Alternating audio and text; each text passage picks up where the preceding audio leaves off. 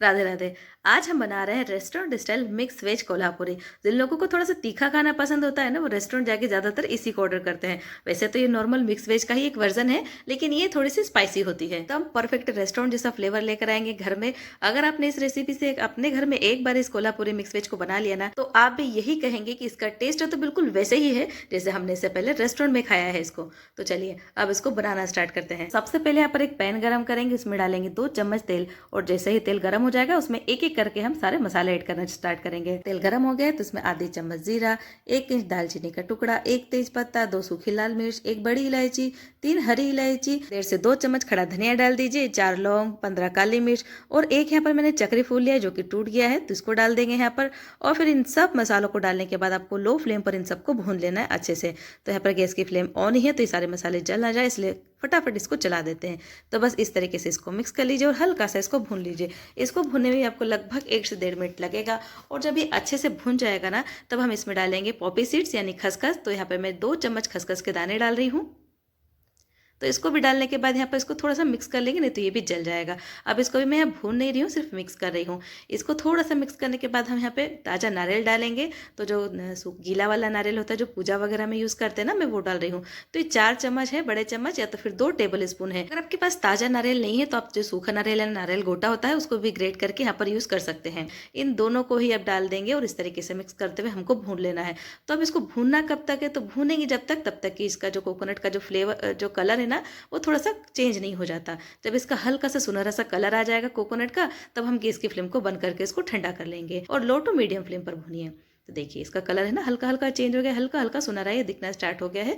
तो मैंने गैस की फ्लेम को बंद कर दिया और इसको ठंडा होने देते हैं। और जब ये अच्छे से ठंडा हो जाएगा तो उसको ट्रांसफर करेंगे एक मिक्सी के जार में। तो अभी मिक्सी के जार में इसको डाल देंगे और फिर डालेंगे 10 से 12 काजू इसकी ग्रेवी को रिच बनाने के लिए। और फिर इसमें पानी डालेंगे और इसको अच्छे तरीके से पीस लेंगे। अभी आपको जितना पानी दिख रहा है मैंने और पानी का यूज़ किया है।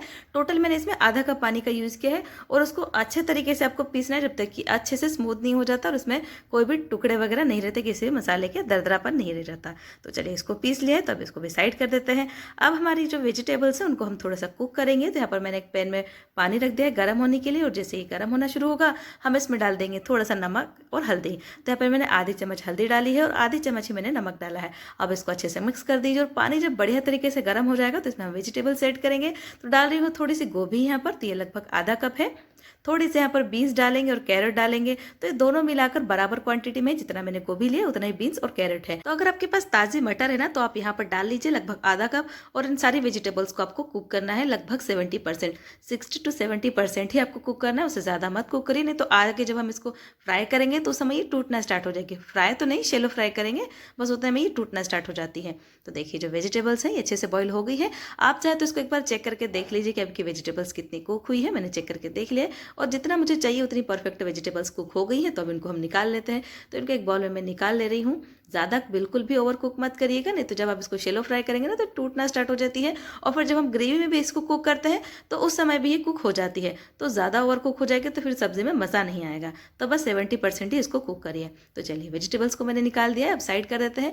अब यहाँ पर मैंने दोबारा एक पैन चढ़ाया है गैस पर, उसमें मैंने डाला है 1.5 से 2 टेबल स्पून तेल। अब तेल जब अच्छे से गर्म हो जाएगा तो इसमें डाल देंगे पनीर। तो ये 70 ग्राम पनीर है जिसको मैंने छोटे छोटे टुकड़ों में काट लिया है। अब इसको हम थोड़ा सा फ्राई कर लेते हैं जब तक कि जो हमारा पनीर है वो सॉफ्ट नहीं आ जाता और हल्का हल्का सुनहरा नहीं हो जाता। गैस की फ्लेम को मीडियम टू लो पर रखिए और अच्छे से इसको फ्राई कर लीजिए। और जब ये अच्छे से फ्राई हो जाएगा तो इसमें डालेंगे बड़े बड़े टुकड़ों में कटा हुआ कैप्सिकम और प्याज।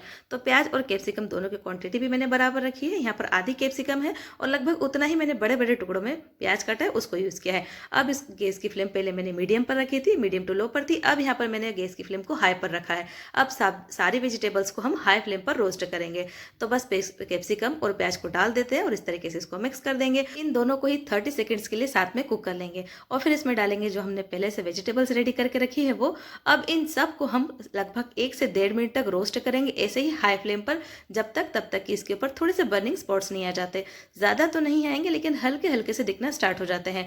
थोड़ा सा कैप्सिकम के ऊपर भी दिखेगा आपको, और थोड़ा थोड़ा सा जो ऑनियन डाला है ना वो व्हाइट है उसके ऊपर भी थोड़े से बर्निंग स्पॉट्स दिखेंगे, और थोड़े से कॉलीफ्लावर के ऊपर भी दिखेंगे। तो बस हाई फ्लेम पर इसको 1.5 से 2 मिनट तक अच्छे से रोस्ट कर लीजिए जब तक कि आपका जो वेजिटेबल्स है उनके ऊपर थोड़े से से बर्निंग स्पॉट्स नहीं दिखते, बस तभी तक। बॉइल की वेजिटेबल को इस तरीके से हम थोड़ा सा रोस्ट करते हैं ना तो उनका फ्लेवर ज़्यादा अच्छा आता है।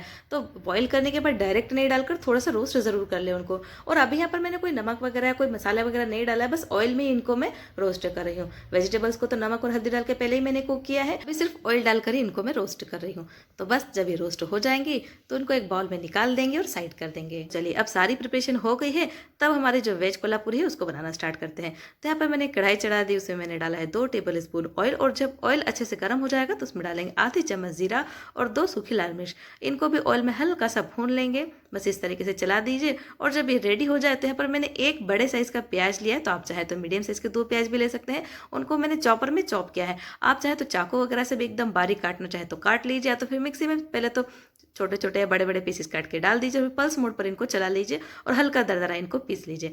अब इनको प्याज को डालने के बाद आपको भूनना है, तो अच्छे तरीके से भूनिए जब तक इसका बढ़िया सा ब्राउन कलर नहीं आ जाता। जब तक इसका कैरेमलाइज्ड और ब्राउन फ्लेवर कलर नहीं आता ना, जब तक फ्लेवर बढ़िया नहीं आएगा। तो अच्छे से कलर आने तक इसको फ्राई करिए, मीडियम टू लो फ्लेम पर इसको भूनते रहिए। जब भी हम ग्रेवी वगैरह बनाते हैं ना, तो जब तक प्याज का अच्छा सा कलर नहीं आता ना, जब तक फ्लेवर अच्छा नहीं आता है, तो इस तरीके से ये कलर आने तक जरूर भूनिएगा। ये देखिए प्याज का बढ़िया कलर आ गया है।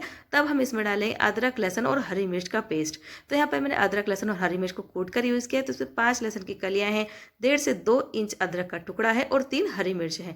तो इनको अभी मैं मिक्स ही कर रही हूँ और गैस की फ्लेम अभी लो पर है। इनको इस तरीके से मिक्स कर लेते हैं। अभी मैं इनको ज़्यादा नहीं कुक कर रही हूँ, क्योंकि जब हम मसाले डालेंगे तो मसालों के साथ भी ये कुक होते रहेगा। तो बस कुछ सेकेंड्स के लिए इसको इस तरीके से मिक्स करके थोड़ा सा चला लीजिए। उसके बाद हम एक एक करके हमारे मसाले इसमें डालना स्टार्ट करेंगे। तो बस 10 से 15 सेकंड्स के लिए मैं यहाँ पर अदरक लहसुन और हरी मिर्च को अच्छे से भून लिया है, और इसमें हम मसाले डालेंगे। तो यहाँ पर 1 बड़ा चम्मच में कश्मीरी लाल मिर्च का पाउडर डाल रही हूँ। अगर तीखा खाना कम भी पसंद करते हैं तो हरी मिर्च को स्किप कर दीजिए, लेकिन कश्मीरी लाल मिर्च पाउडर जरूर डालिए, उससे बढ़िया फ्लेवर आता है। अब 1 चम्मच भर के यहाँ पर मैंने डाला है धनिया पाउडर, और आधी चम्मच से भी कम मैंने डाला है यहाँ पर भुने हुए जीरे का पाउडर, और उसके बाद मैंने डाला है आधी चम्मच हल्दी पाउडर। अब गैस की फ्लेम को लो पर रखिए और इन सबको अच्छे से लो फ्लेम पर चलाते हुए भून लीजिए। अगर अभी आपको लग रहा है कि काफी ज्यादा ड्राई दिख रहा है मसाला, तो आप इसमें थोड़ा सा ऑयल ऐड कर सकते हैं, या तो फिर अगर आपको लग रहा है कि मसाला जलना या चिपकना स्टार्ट हो गया, तो अब यहाँ पे थोड़ा सा लगभग 1/4 कप पानी डाल लीजिए और इन सबको लो फ्लेम पर भून लीजिए जब तक कि आपके जो मसाले अच्छे से भून नहीं जाते, थोड़ा सा कलर नहीं चेंज हो जाता, या तो फिर इनसे ऑयल रिलीज होना स्टार्ट नहीं हो जाता। अभी आपको लग रहा होगा कि काफ़ी ज़्यादा स्पाइसी दिख रहा है, काफ़ी ज़्यादा तीखा बनेगा, तो ऐसा कुछ नहीं है, मीडियम स्पाइसी ही बनता है। लेकिन लाल मिर्च या कश्मीरी लाल मिर्च का यूज़ जरूर से करिएगा, उसी से काफ़ी ज़्यादा बढ़िया फ्लेवर आता है। तो चलिए अभी मसाले हमारे रेडी हो गए, कलर भी बढ़िया आ गया उसका। तो अब यहाँ पर मैंने 2 बड़े साइज के टमाटर लिए हैं, जिसको मैंने पीस लिया है। नॉर्मल जो कच्चे टमाटर होते हैं उन्हीं का मैंने यहाँ पर यूज़ किया, उनको मैंने मिक्सी में पीस लिया है, वो यहाँ पर डाल देंगे और इसको अच्छे तरीके से मिक्स कर लेंगे। मिक्स करने के बाद इसमें डाल देंगे थोड़ा सा नमक, जिससे जो टमाटर है वो जल्दी कुक हो जाएंगे। थोड़ी सी यहाँ पर मैं हींग डाल रही हूँ बढ़िया फ्लेवर के लिए। बस हम इसको कुक करेंगे तब तक कि जो हमारा टमाटर है वो अच्छे से गल नहीं जाता और ये जो मसाला है उसे हल्का हल्का तेल रिलीज होना स्टार्ट नहीं हो जाता। अब आप चाहें तो ऐसे ही चलाते हुए इसको कुक कर लीजिए, या तो फिर मेरी तरह ढककर कुक कर लीजिए। अगर ढककर भी कुक कर रहे हैं तो आप इसको थोड़ी थोड़ी देर में चलाकर देखते भी रहिए कि जो आपका मसाला है कहीं नीचे चिपक तो नहीं रहा और कुक हुआ है कि नहीं, ये भी पता चल जाएगा। तो बस इसी तरह इसको कुक कर लेंगे जब तक इसका ऑयल सेपरेट नहीं होने लग जाता। इसको लगभग कुक होने में 5 से 7 मिनट लगेगा। तो देखिए जो मसाला है वो रेडी हो गया, इसमें से ऑयल सेपरेट होना स्टार्ट हो गया। तो जो हमने दूसरा पेस्ट बनाकर रेडी रखा है वो हम यहाँ पर डाल देंगे। अब इस पेस्ट को भी डालने के बाद अच्छे से मिक्स कर लीजिए और इसको भी हम ढककर कुक करेंगे लगभग 2 से 3 मिनट के लिए, या तो फिर जब तक इसको कुक कर लीजिए जब तक कि इसका जो ऑयल है वो सेपरेट होना स्टार्ट नहीं हो जाता, या तो इसका जो फैट है वो रिलीज नहीं हो जाता। तो इसको ढक देंगे और इसको भी कुक करेंगे और बीच बीच में इसको भी चलाते रहेंगे, नहीं तो इसमें जो काजू और मगज का पेस्ट है हो सकता है कि उसके कारण जो आपका मसाला है वो नीचे चिपकना स्टार्ट हो जाए, पैन में चिपकना स्टार्ट हो जाए। तो बस इसको कंटिन्यूसली इस तरीके से चलाते रहिए और इसको कुक कर लीजिए। और जब ये मसाला अच्छे से रेडी हो जाता है तो ये पैन में चिपकता भी नहीं। ये देखिए जो हमारा मसाला है वो रेडी हो गया है। जब तक आपका मसाला इस तरीके से नहीं हो जाता है जब तक भूनते रहिए।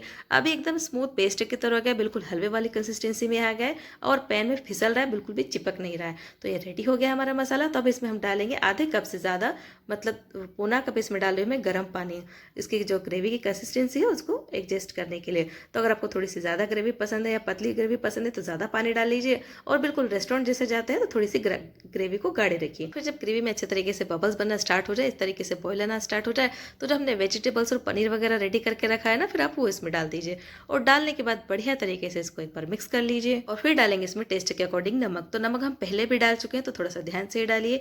फिर आधे चम्मच से भी कम यहाँ पे डाल रही हूँ मैं गरम मसाला। उसके बाद डालेंगे इसमें इसमें आधे चम्मच यानी ढेर सारी हम डाल रहे हैं इसमें भुनी हुई कसूरी मेथी का पाउडर। तो कसूरी मेथी का पाउडर या कसूरी मेथी ज़रूर से डालिए आप, लेकिन आप कसूरी मेथी ज़रूर से डालिएगा, उससे बहुत ज़्यादा बढ़िया फ्लेवर आता है। एक ढाबे वाला है तंदूरी फ्लेवर जो है कसूरी मेथी से ही आता है। तो इन सबको डालने के बाद लगभग 30 सेकेंड्स के लिए मैंने इसको और कुक किया है। अब हमारी सब्जी रेडी हो गई है। आप चाहे तो इसको टेस्ट कर लीजिए, नमक, खट्टा, मीठा, तीखा अगर आपको कुछ लग रहा है ऊपर नीचे तो इसमें आप ऐड कर लीजिए। अब सब्जी रेडी हो गई तो इसमें डालेंगे 1.5 से 2 चम्मच बटर। अगर आपके पास बटर नहीं है तो आप यहाँ पर मलाई का यूज़ कर सकते हैं, चाहे तो मार्केट की मलाई का यूज़ करिए या तो फिर घर की मलाई का यूज़ करिए, या तो फिर अगर आपके पास वो भी नहीं है तो आप लास्ट में 1 से 2 चम्मच घी डाल लीजिए। इससे ग्रेवी में एक रिच और क्रीमी और बटरी फ्लेवर आएगा। बस अब सब्जी रेडी हो गई। आप इसमें डालिए बारीक कटी हुई धनिया और इसको बढ़िया तरीके से एक बार और मिक्स कर लीजिए।